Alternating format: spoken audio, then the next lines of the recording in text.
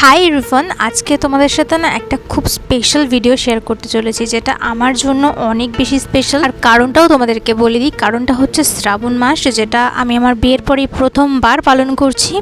এবং এই শ্রাবণ মাসেই আবার বাবা ভোলানাথকে রিক্রিয়েট, জানি না কতটা কি লুক দিতে পারবো, এটাকে কতটা কি রিক্রিয়েট করতে পারবো, তবে চেষ্টা করছি একটা ভালো লুক দেওয়ার জন্য।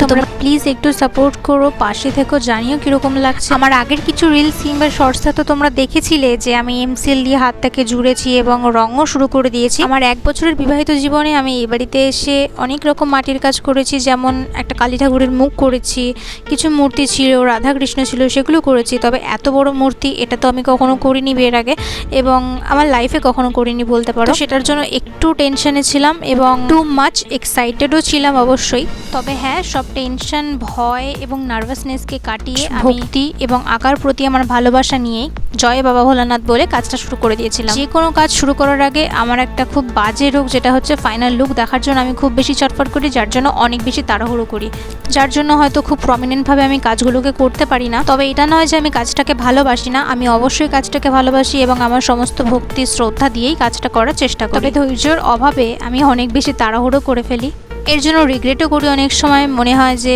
আরেকটু ধৈর্য নিয়ে করলে হয়তো বা আমি আরও ভালো লুক ক্রিয়েট করতে পারতাম।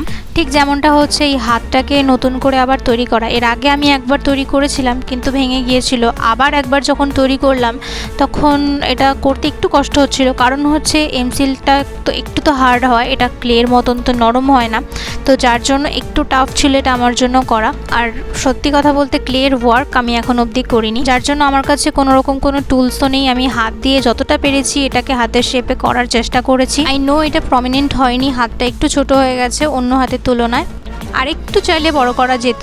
ওই যে বললাম ধৈর্যের অভাব, যার জন্য আর হয়ে ওঠে। আর সব থেকে বড় ব্যাপার হচ্ছে যে অ্যাক্রিলিক কিংবা ফেব্রিক এসবের কাজে অনেকটা ধৈর্য বেশি লাগে, কারণ হচ্ছে শোকাতে টাইম নয়। তাই যতই ভাবি যে কোনো কাজ একেবারে বসে একদম কমপ্লিট করে উঠবো, সেটা আর হয়ে ওঠে না। এবার একটু মূল ভিডিওতে আসি। তো দেখতে পেলে প্রথমেই একদম অনেকটা যেহেতু ধুলো পড়েছিল, তো একটা ব্রাশের সাহায্যে আমি ধুলোগুলোকে ঝেড়ে নিয়ে এমসিলটা দিয়ে একটা হাতের শেপ করে সেটাকে আবার একটু ভালো করে বসানোর চেষ্টা করছিলাম। প্রথমবারে যখন এটা হাতটা করেছিলাম তখন ভেঙে পড়েছিল একবার, তো এটা একটু ভয় ছিল যে আবার না এটা ভেঙে যায়, তাই খুব বেশি নাড়াচাড়া আমি করিনি, জাস্ট হালকার উপর দিয়ে এটাকে করে আমি ছেড়ে দিয়েছিলাম একদিনের জন্য। পরের দিনে এসে দেখি যে না, বেশ ভালোই এটা হাতটা সেট হয়ে গেছে, বেশ হার্ড হয়ে গেছে ব্যাপারটা।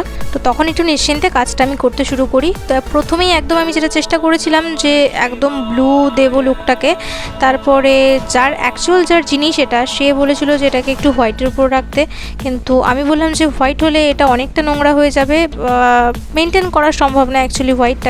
হ্যাঁ, হোয়াইটটা দেখতে খুব সুন্দর হতো, কিন্তু কি হোয়াইটটাকে যত্ন করেও রাখতে হতো। তো এটা যার জিনিস, সে একজন ওয়ার্কিং ওমেন, আর আমরা সবাই জানি যে সবার পক্ষে সম্ভব হয় না ডেলি লাইফে এগুলোকে মেনটেন করা।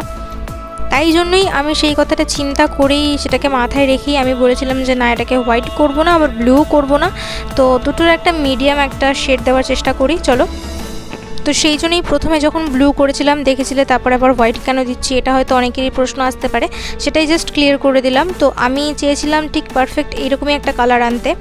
আর এদিকে একটা ব্লান্ডার করে ফেলেছিলাম যখন আমি চুলটা করছিলাম, এদিকে একটু বেশি হয়ে গিয়েছিল, সামনের দিক থেকে অতটা বুঝতে পারিনি, তো যার জন্য একটু কালো হয়ে গিয়েছিলো। তো পরে আমি সেটাকে আবার মেকআপ করে নিয়েছিলাম। হ্যাঁ, একটু খাটতে হয়েছে অবশ্যই, যে কোনো কাজের পিছনে তো ভুল ত্রুটি সবই থাকবে, সেটাকে মেনটেন করে আবার সেটাকে নতুন করে ঠিক করার চেষ্টাটাও আমাদেরকে চালিয়ে যেতে হবে। একদম প্রপার ব্রাউন শেডটা আমার কাছে না থাকায় আমি এটা একটা তৈরি করতে পেরেছিলাম। যাই হোক, এই কালারটাকে দাঁড় করিয়েছিলাম। আর এদিকে একজন চলে এসেছিলো আমাকে ডিস্টার্ব করতে, সেটাও তোমরা দেখতে পেয়েছো। আমি ওকে বলেছিলাম যে আমি ক্লিপটা কাটবো না, সেই জন্যই ক্লিপটা আমি রেখে দিয়েছি। তোমরাও দেখো যে আমি কিভাবে কাজটা করি। এটা তো কিছুই না, অনেকটা সময়ও আমাকে ডিস্টার্ব করেছে, কিন্তু জাস্ট শর্ট একটা ক্লিপ তোমাদের সাথে শেয়ার করলাম জাস্ট। তবে হ্যাঁ, আমার যে কোনো আঁকার পিছনে ওর অনেকটা অবদান থাকে, কারণ ওর সাপোর্ট ছাড়া এগুলো হয়ই না। আমার যাবতীয় যা কিছু দরকার হয় সেগুলো ও নিজে থেকেই নিয়ে আসে। ছোট থেকে এই সমস্ত আবদারগুলো বাবা মেটাতো, আর এখন তো মেটাই অবশ্যই, অ্যাটলিস্ট চেষ্টা করে মোটামুটি। আর আমার যে কোনো আঁকার জিনিস আমি বেশিরভাগ পোর্ট্রেটগুলো করে থাকি, তো সেখানে সমস্ত রকমভাবে আমাকে গাইড করে, যেরকম চুলটা ঠিক হলো কিনা, চোখটা ঠিক হলো কিনা, মুখটা ঠিক হলো কিনা, ঘাড় কোথায় সোজা আছে কি ব্যাকা আছে, হাত ছোট বড় হচ্ছে কিনা, সমস্তটা ও দেখে দেখে আমাকে সেটা বলে যে এই জায়গাটা একটু এরকম করতে পারো, এটা একটু এরকম করতে পারো, এটা একটু এরকম হলে ভালো হয়। তো এই দৃষ্টিভঙ্গি এবং মন্তব্যগুলো আমাকে অনেকটা হেল্প করে আমার কাজের জন্য। যদিও বা এই কাজটার আগে আমার বাবা মা, দাদা, ঠাকুমা এবং আমার গুরুজি, যার নাম না নিলেই গোপাল রয়, আমার কাকা, তুমি যদি ভিডিওটা দেখে থাকো তাহলে প্লিজ আমাকে অবশ্যই জানিয়ে যে কাজটা কেমন করলাম।